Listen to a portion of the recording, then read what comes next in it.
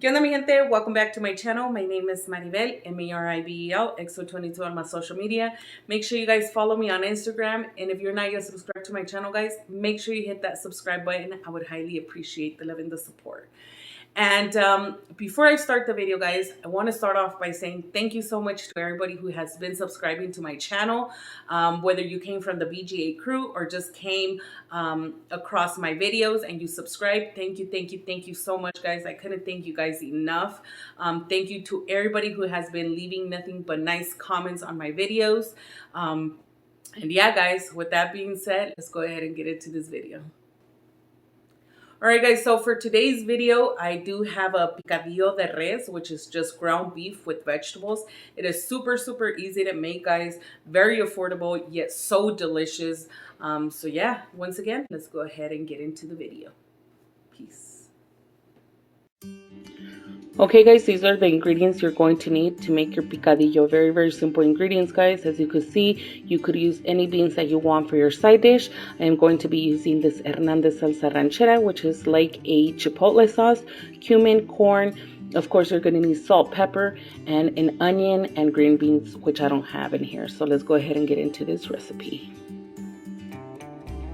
So as you could see, I already have my onion, guys, chopped. You could do it any way you want, guys. It's going to get diluted with the ground beef once it's cooking. Okay, so let's continue on with the meat. So as you could see right here, guys, I forgot to take my meat out of the freezer. It was a very hectic day. I was not thinking straight, but I took it out as soon as I got home, left it in hot water for about 10 minutes, and it did get de-thawed a little bit from the first layer. So what I'm doing here, guys, is I'm just removing what's already de-thawed, and my heat is on medium-low, guys. And the reason why you want it on not medium-low, I'm sorry, low heat, the lowest you could go, because you don't want to burn your meat. So you want to keep it on low temperature, guys. That way, it could de-thaw and it doesn't burn your meat. Okay, so I'm just doing this process, guys, over until everything has pretty much de-thawed. So I'm scraping it and then putting the lid and then taking off the meat and then putting on the lid until it's nice and done. As you can see right now coming up, there's still a chunk of frozen meat in there, but that's fine, guys. I'm going to go ahead and leave it like that. I'm going to go ahead and add my onions in here. I'm going to add some salt, some pepper,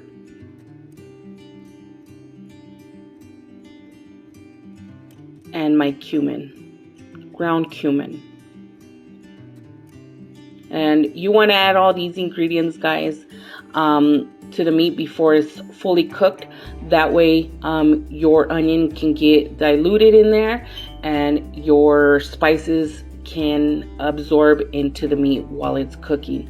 So all I'm doing here, guys, is I'm just moving my meat around, and then I'm going to go ahead and cover it up until the rest of my meat is de-thawed. Okay, guys, one ingredient I forgot to mention is you will need chicken flavored bouillon.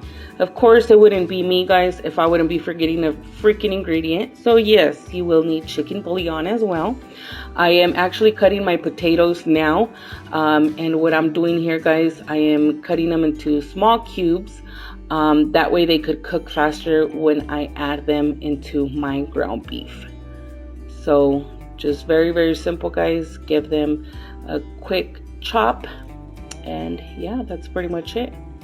I'm not used to this knife. This knife is not mine. It was my brother's.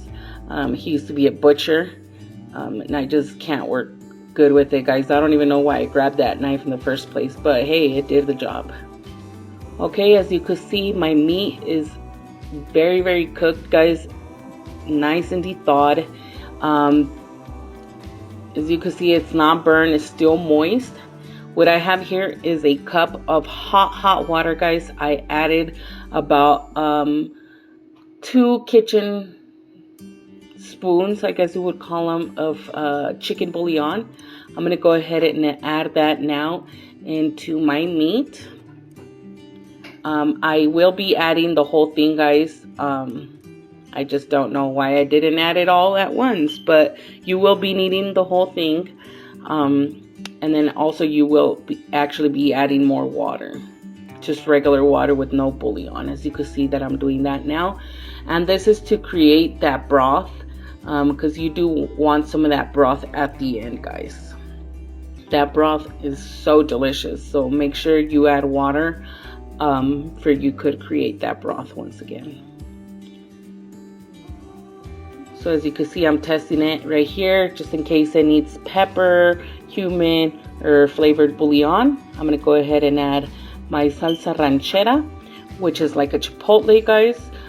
It does have onions though, and jalapenos and other dried chilies. So that's the only thing about the difference about this salsa and chipotle salsa, because the chipotle one is just, of course, just chipotle. So as you can see, I'm just mixing here, guys, mixing it around, and then just make sure you test or you taste your broth as you go, just in case it needs anything else. So to mine, it needs a little bit more salsa ranchera, guys. So I'm adding it in there. Now it's time for the potatoes, guys. I'm gonna go ahead and add my potatoes after all that has after I had added all the salsa ranchera and the chicken bouillon and the water. I'm going to go ahead and add my potatoes in there. I'm going to go ahead and move them around, that way they could be evenly distributed and they could cook all the way through evenly.